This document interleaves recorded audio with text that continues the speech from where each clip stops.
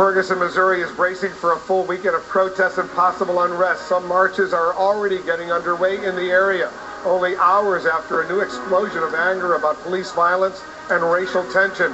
The deadly shooting of another African-American teenager is pouring fuel on an already volatile situation triggered by the killing of Michael Brown 2 months ago. Stand by for my exclusive interview with Republican Senator and possible presidential hopeful Rand Paul about his meeting with the NAACP leadership and other black leaders in Ferguson today. First, to CNN's national correspondent Jason Carroll. He's joining us live from Ferguson. Jason? And Wolf, more demonstrations, another controversial shooting. All this as the city prepares for what is to come this weekend. Alarming yet familiar scenes in Ferguson. Street clashes caused by a fatal shooting.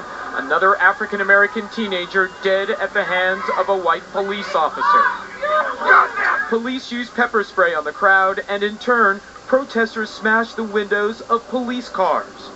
It just shows how the emotions and how quickly this situation can turn. This knife thrown at police.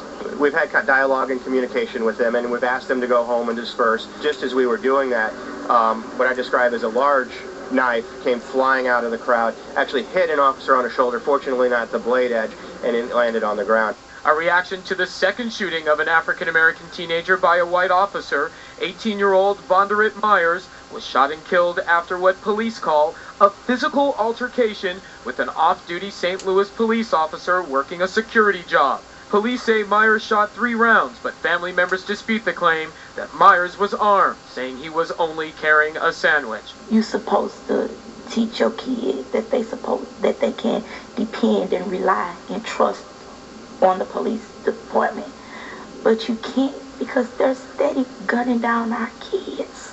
An autopsy revealed Myers was struck by 7 or 8 bullets. The officer involved has not been named, but he was placed on administrative leave. This comes ahead of a weekend of scheduled peaceful resistance events in and around St. Louis by supporters of Michael Brown. The first event here outside the office of St. Louis County Prosecuting Attorney Robert McCullough. He is overseeing a grand jury investigation as to whether Officer Darren Wilson wrongfully killed Michael Brown in the middle of a Ferguson street in early August. Critics charge that McCullough cannot be impartial. Several of his family members have ties to police, and his father died in the line of duty in a shootout with an African-American man in 1964.